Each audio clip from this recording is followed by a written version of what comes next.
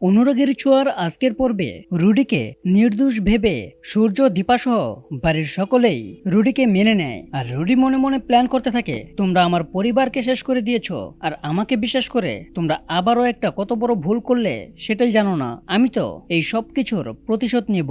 হ্যাঁ বন্ধুরা, এমনটাই দেখা যাবে অনুরাগের ছোঁয়ার নতুন পর্বে। তো বিস্তারিত জানতে হলে ভিডিওতে লাইক দিয়ে পুরো ভিডিওটি দেখতে থাকুন। শুরুতেই থাকছে কুমার সবার সামনে নিজেকে শেষ করে ফেলে, আর অপরদিকে কুন্তলা সেই সব কিছুই আড়াল থেকে দেখতে থাকে, আর এটাও বলতে থাকে, বাবা আমি তোমার মেয়ে হয়ে এই শেষ সময় আমি তোমার পাশে থাকতে পারলাম না, শুধুমাত্র এই সেনগুপ্ত পরিবারদের কারণে। এই সেনগুপ্ত পুরো পরিবারকে আমি ধ্বংস করে দেব।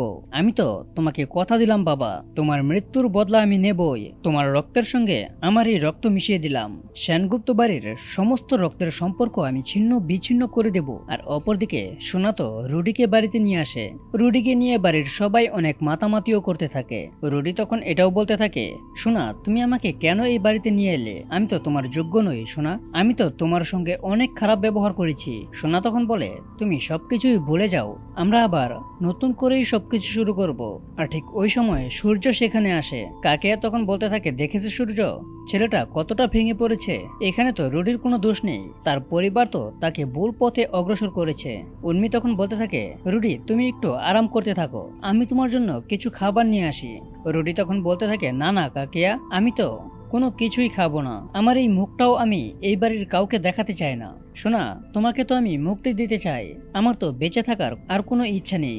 অপরদিকে প্রবীর বলতে থাকে, রুডি তুমি আর যাই হোক, তুমি হলে এই সেনগুপ্ত পরিবারের মানে আমাদের বাড়ির জামাই, তাই বড়রা যেটা বলছে সেটা তুমি মেনে নাও, যাও গিয়ে খাবারটা খেয়ে নাও। আর অপরদিকে সূর্য মনে মনে ভাবতে থাকে, আমি তো রুডির রিপোর্টটা চেক করেছি, তার পেট থেকে মাত্র সামান্য পরিমাণ ফুড পয়জন পাওয়া গেছে, কিন্তু তাতে তো রুডির এতটা সেন্সলেস হওয়ার কথা নয়। তাহলে রুডি কি আসলে সবটা নাটক করছে?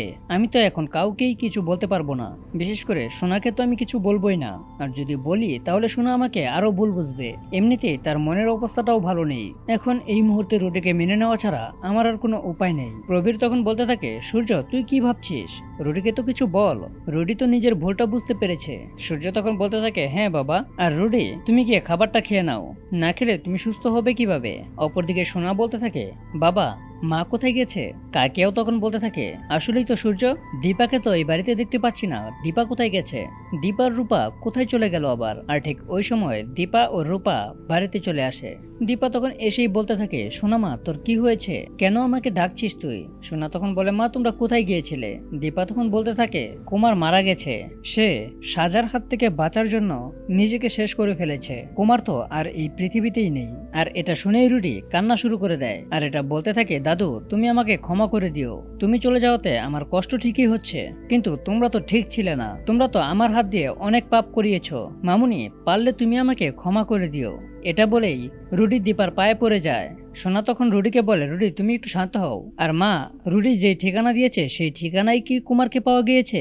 দীপা তখন বলে, হ্যাঁ সেখানেই পাওয়া গিয়েছে। উর্মি তখন বলতে থাকে, তাহলে তো দিদি এটা প্রমাণ হয়ে গেল তাই না, যে এখানে রুডির কোনো দোষ ছিল না, এসবের মধ্যে তার কোনো দোষ নেই। দীপা তখন মনে মনে বলতে থাকে, আমি তো এই বিষয়টা মানতে পারছি না, রুডি যে এতটা ভালো হয়ে গেছে, কিন্তু শোনার জন্য আমাকে তো রুডিকে মেনে নিতেই হবে, এখন ওকে কিছু বলাটা ঠিক হবে না। আর ঠিক ওই সময় কৃষ্ণ সেখানে আসে, আর বাড়িতে এসেই বলে, আঙ্কেল আন্টি আমার বাবা মা বাড়িতে নেই, তারা তো বাড়ি থেকে পালিয়েছে। রুডি তখন এটা শুনে আবার কান্না করতে থাকে, আর বলতে থাকে, মম তুমি আমাকে রেখে কোথায় চলে গেলে? আমি তো একা হয়ে গেলাম, তাহলে আমার আর কেউ রইলো না। সোনা তখন বলতে থাকে, রুডি তুমি কান্না করো না, আমি তো আছি তোমার সঙ্গে, আজ থেকে আমার পরিবারই তোমার পরিবার, আমরা সবকিছু ভুলে গিয়ে আমাদের জীবন আবার নতুন করে শুরু করব। অপরদিকে রুডি মনে মনে বলতে থাকে, সেনগুপ্ত পরিবার তোমরা আমাকে বিশ্বাস করে অনেক বড় ভুল করেছো, আমি তো আমাদের সঙ্গে ঘটে যাওয়া সমস্ত কিছুর প্রতিশোধ নেব, তোমরা আবারও আমাকে নিঃস্ব করলে তো এর পরিণাম যে কতটা ভয়ানক হবে তা তোমরা কল্পনাও করতে পারবে না। এবার শুধু তোমরা দেখো তোমাদেরকে আমি কিভাবে তিলে তিলে শেষ করি। এভাবেই আজকের পর্বটা শেষ হয়ে যায়। তো বন্ধুরা, এই নিয়ে তোমাদের মূল্যবান মতামত এখনই কমেন্টে লিখে যাও, আর এরকম নিত্য নতুন সিরিয়ালের আপডেট পেতে এখনই চ্যানেলটা সাবস্ক্রাইব করো।